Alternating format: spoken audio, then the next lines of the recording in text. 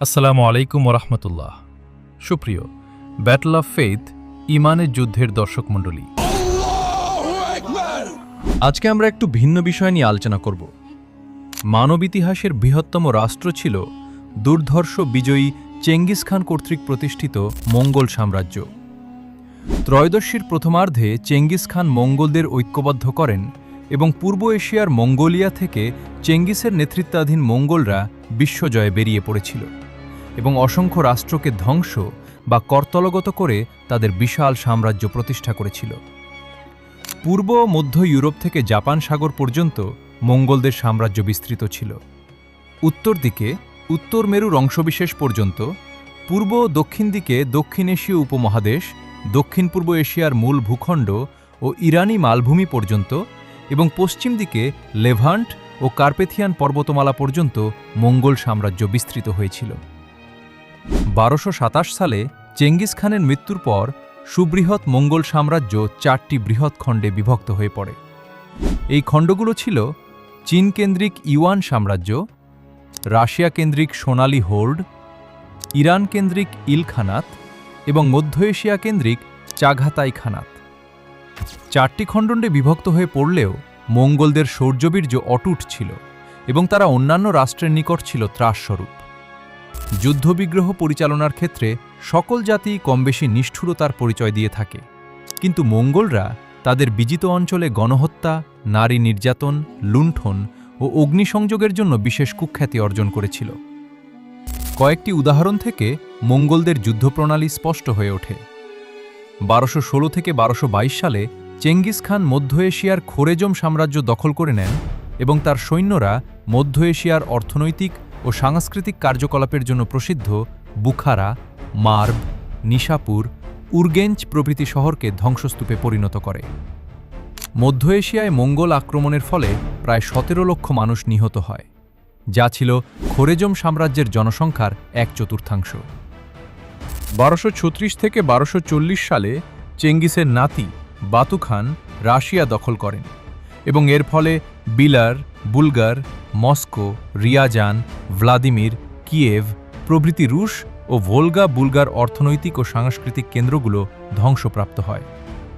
এই আক্রমণের ফলে প্রায় 16 লক্ষ ভোলগা বুলগার এবং 5 লক্ষ রুশ নিহত হয়।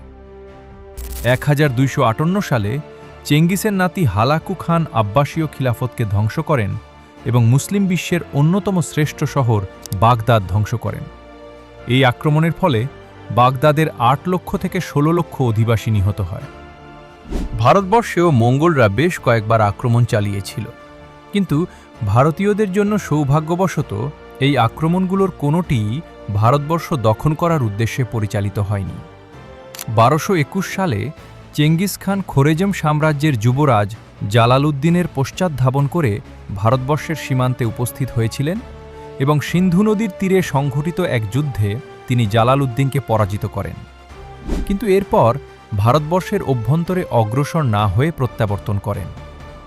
1235 সালে মঙ্গলরা কাশ্মীর দখল করে নেয় এবং দীর্ঘদিন পর্যন্ত কাশ্মীরে মঙ্গল শাসন বজায় ছিল। 1241 থেকে শুরু করে 1290 সালের মধ্যে মঙ্গল কর্তৃত্বাধীন চাঘাতাই খানাত বেশ কয়েকবার ভারতবর্ষের সীমান্তবর্তী অঞ্চলগুলোতে আক্রমণ চালায়, কিন্তু এগুলোর কোনোটিই বড় মাত্রার আক্রমণ ছিল না এবং এই আক্রমণগুলোর মূল উদ্দেশ্য ছিল লুণ্ঠন।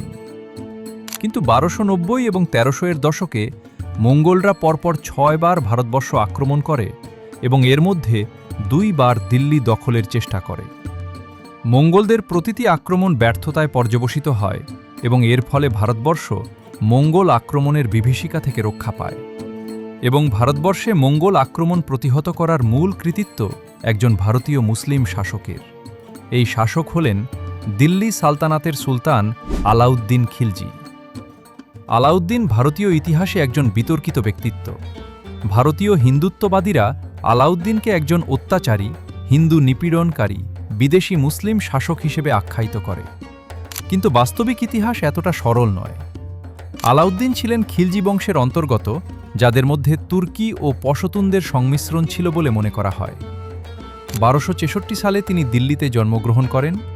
1290 সালে তার চাচা জালালউদ্দিন খিলজি দিল্লি সালতানাতের শাসন ক্ষমতা দখল করে নেন এবং এর 6 বছর পর আলাউদ্দিন তাকে খুন করে নিজেই দিল্লির শাসন ক্ষমতায় অধিষ্ঠিত হন।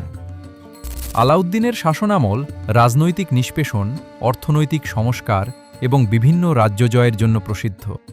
আলাউদ্দিনকে বিদেশি শাসক হিসেবে অভিহিত করা অযৌক্তিক, কারণ আলাউদ্দিনের জন্ম ভারতে এবং তিনি বাইরে থেকে আক্রমণ চালিয়ে ভারত দখল করেননি, বরং সে সময় দিল্লি সালতানাত ছিল একটি মুসলিম শাসিত স্বাধীন ভারতীয় রাষ্ট্র এবং আলাউদ্দিন ছিলেন সেটির শাসক। আলাউদ্দিন নিষ্ঠুর এবং ক্ষেত্রবিশেষে অত্যাচারী শাসক ছিলেন, এই বিষয়ে ইতিহাসবিদরা একমত। কিন্তু আলাউদ্দিনের অত্যাচার বা নিষ্পেষণ ধর্মীয় উদ্দেশ্যে নয়, বরং রাজনৈতিক উদ্দেশ্যে পরিচালিত হয়েছিল এবং রাজনৈতিক স্বার্থে তিনি হিন্দু মুসলিম নির্বিশেষে প্রজাদের অংশবিশেষের ওপর নির্যাতন চালিয়েছিলেন। এজন্য আলাউদ্দিনকে হিন্দু নিপীড়নকারী মুসলিম শাসক হিসেবে আখ্যায়িত করা যায় না। তদুপরি আলাউদ্দিন ছিলেন দিল্লির প্রথম সুলতান যিনি ধর্মকে রাষ্ট্র থেকে পৃথক করেছিলেন। এমনকি তিনি একটি নিজস্ব ধর্ম প্রতিষ্ঠার পরিকল্পনা করেছিলেন বলেও জানা যায়। শাসক হিসেবে আলাউদ্দিন যেমনই হন, তার শাসনামলের সবচেয়ে বড় কৃতিত্ব ছিল মঙ্গোলদের ৬টি আক্রমণ প্রতিহত করা। উল্লেখ্য, আলাউদ্দিনের পূর্ববর্তী সুলতান জালালউদ্দিনের শাসনামলে ১২৯১ থেকে ১২৯২ সালে মঙ্গোলরা ভারতবর্ষে নতুন করে আক্রমণ চালিয়েছিল এবং যুদ্ধের মাধ্যমে মঙ্গোলদের প্রতিহত করতে ব্যর্থ হয়ে জালালউদ্দিন মঙ্গোলদের প্রদত্ত শর্তানুযায়ী তাদের সঙ্গে সন্ধি করেছিলেন। উল্লেখ্য, এই সংঘর্ষের সময় বহুসংখ্যক মঙ্গোল ইসলাম গ্রহণ করেছিল এবং দিল্লি সালতানাতে বসবাস করতে শুরু করেছিল। কিন্তু আলাউদ্দিন ক্ষমতা লাভের পর জালালউদ্দিনের শান্তির নীতিকে পরিত্যাগ করেন এবং মঙ্গোলদের আক্রমণ প্রতিহত করার জন্য তাদের বিরুদ্ধে সশস্ত্র সংগ্রামে লিপ্ত হওয়ার নীতি গ্রহণ করেন। প্রিয় বন্ধুরা, আজকে আমরা একটু ভিন্ন বিষয় নিয়ে আলোচনা করলাম। এরকম হিস্টোরিক্যাল ভিডিও যদি দেখতে চান তাহলে কমেন্ট করে বলবেন, আর এই ভিডিওর পার্ট 2 নিয়ে আসবো আপনারা চাইলে। যাই হোক, আমাদের ভিডিওগুলো যদি ভালো লেগে থাকে তাহলে আমাদের চ্যানেলটিকে সাবস্ক্রাইব করে দিয়ে আমাদের পাশে থাকবেন। ধন্যবাদ।